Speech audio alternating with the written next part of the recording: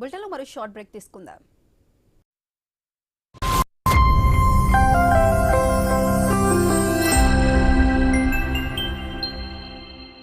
ఎవరిని రుద్దాలని మీ plan? Toilet ను. కానీ మనం డిటర్జెంట్ తో బట్టలు కదా ఉతుకుతాం. లేదు టాయిలెట్ నే కదా శుభ్రం చేస్తున్నాం. అయినా కూడా అలిపోయిన మరకలు. ఇప్పుడు కొత్తగా తలతల్లాడుతున్నా ఏమైనా? హార్పిక్ ఉందిగా, దీని చిక్కని ఫార్ములా డిటర్జెంట్ తో పోలిస్తే 10 రెట్లు ఎక్కువగా మరకలను తొలగిస్తుంది, వాలిపోయిన మరకలు తీసేస్తుంది. ఇంకా ఎంత మంచి వాసన. సరికొత్త టాయిలెట్ కోసం హార్పిక్ ఉందిగా.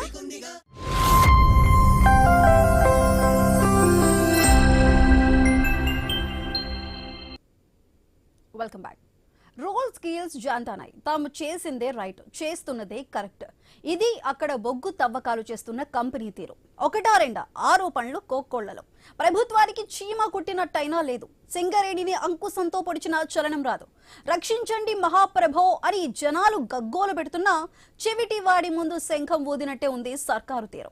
నైని బొగ్గు బ్లాక్ వివాదం తరుణంలో దుమారం రేపుతున్న మరో బొగ్గు దోపిడీ దందా ఏంటో ఈ స్టోరీలో చూద్దాం.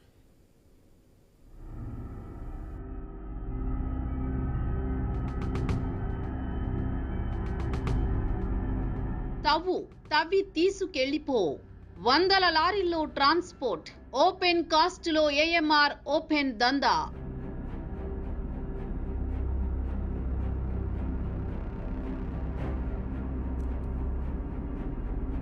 తాడిచెర్ల మైనింగ్ ఈ ఓపెన్ కాస్ట్ పై మొదటి నుంచి వివాదమే. ఆ వివాదాలను పరిష్కరించాల్సిన పెద్దలు సమస్యలను పెంచి పోషించారు.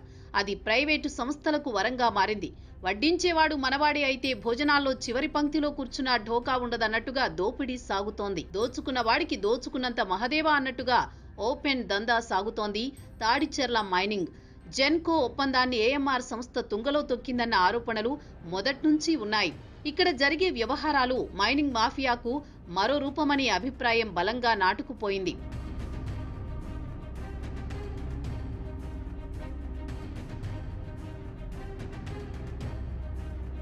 తెలంగాణలోని బొగ్గు గనులు వేలం వేయడంపై వ్యతిరేకత ఉంది. వాటిని సింగరేణికి అప్పగించాలనే డిమాండ్ ఏళ్లకు ఏళ్లుగా వినిపిస్తోంది.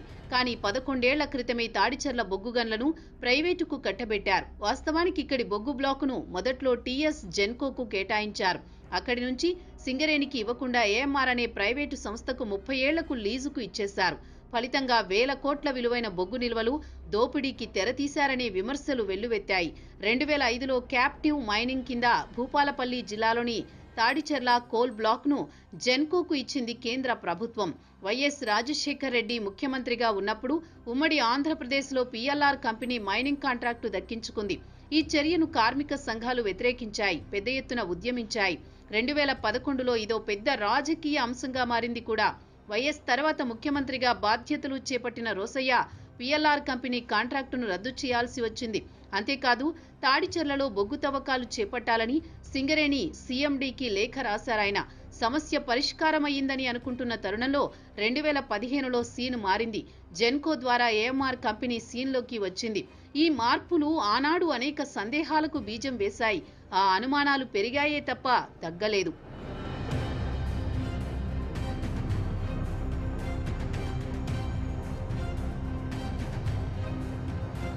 నిబంధనల ప్రకారం తాడిచెర్ల ఓపెన్ కాస్ట్ లో మైనింగ్ చేయాల్సిన జెన్కో సంస్థ ఉద్యోగులను నియమించుకోవడంతో పాటు యంత్రాలను సమకూర్చుకోవాలి. కన్వేయర్ బెల్ట్ ద్వారా 18 కిలోమీటర్ల దూరంలో ఉండే చెల్పూరులోని కేటీపీపీకి ఏడాదికి 25 లక్షల టన్నుల బొగ్గును తరలించాలి. అయితే ఇదంతా భారమని భావించిన జెన్కో సింగరేణికి ఇవ్వకుండా ఏఎంఆర్ కు లీజు ఇవ్వడం వెనుక దాల్మే కుచ్ కాలాహై అన్నది ఓపెన్ టాక్.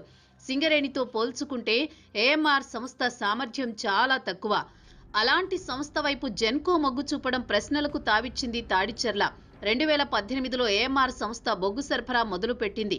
ఇక్కడి కోల్డ్ బ్లాక్ లో G7, G8 గ్రేడ్ బొగ్గు ఉత్పత్తి అవుతోందని చెబుతూ టన్నుకు 3000 నుంచి 3500 వరకు, కొన్నిసార్లు టన్నుకు 4000 వరకు జెన్కో నుంచి బిల్లు తీసుకున్న ఉదంతాలున్నాయి. ఇక్కడ ఇంకో తిరకాసు ఉంది. బొగ్గు గ్రేడ్ మారితే డబ్బుల చెల్లింపులు టర్మ్స్ మారతాయి.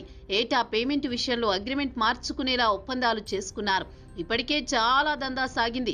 మిగిలిన 22 ఏళ్లలో ఏ మేరకు దోపిడీ జరుగుతుందనేది ఊహకందని ప్రశ్నే.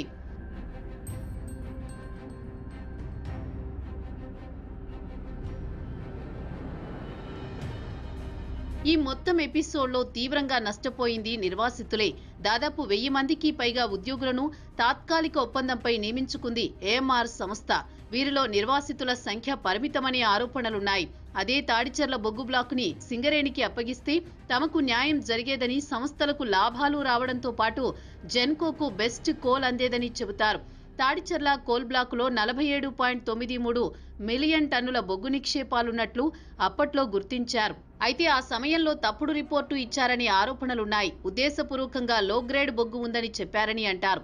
ఆ విధంగా సీన్లోకి సింగరేణిని రాకుండా చేశారన్నది మరో అభియోగం. వాస్తవానికి తాడిచెర్ల కోల్ బ్లాక్లో 80 మిలియన్ టన్నుల నిక్షేపాలున్నట్టు చెబుతారు. పైగా నాణ్యమైన గ్రేడ్ బొగ్గు ఉందన్నది నిపుణుల మాట. అది తర్వాతి కాలంలో రుజువైంది కూడా. మరి ఆఫీసర్లు ఎవరికి ప్రయోజనం చేకూర్చడానికి తప్పుడు నివేదికలు ఇచ్చారన్నది ప్రశ్న.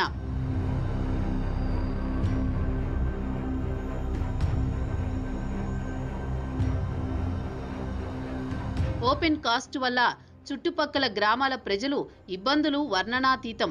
ఓవర్లోడ్తో అక్రమంగా బొగ్గు తరలిస్తున్నారనే ఆరోపణలు ఏఎంఆర్పై ఉన్నాయి. అధికారుల కళ్లుగప్పి రాత్రి వేళల్లో వందలాది లారీల్లో 1000 టన్నుల బొగ్గు బయటకు వెళుతుందనే అభియోగాలు కోకొల్లలు. ఓవర్లోడ్ లారీల వల్ల రోడ్లు గుంతలు పడుతున్నాయి. రహదారులు అస్తవ్యస్తంగా మారాయి. పంట పొలాలు దుమ్ము కొట్టుకుపోతున్నా ఏఎంఆర్కు పట్టడం లేదని రైతులు వాపోతున్నారు. పశువులు, వన్యప్రాణుల ప్రాణాలు పోతున్నాయి. ఓపెన్ కాస్ట్ వల్ల ఇళ్లు కూడా కూలిపోతోన్న పరిస్థితి. అటు నిబంధనలు పట్టవు, ఇటు ప్రజల ప్రాణాలు లెక్కలేదనే విషయం బహిరంగ రహస్యమే అయినా ప్రభుత్వం కళ్లప్పగించి చూస్తుందే తప్ప చర్యల్లేవు. భౌగోళిక పరిస్థితులు మారిపోతున్నాయి. మరి ప్రజల ఆక్రందనలు ఎవరు పట్టించుకుంటారు? అడ్డగోలు దోపిడీకి ఎవరు చెక్ పెడతారు? ఆ ఏలికలకే తెలియాలి.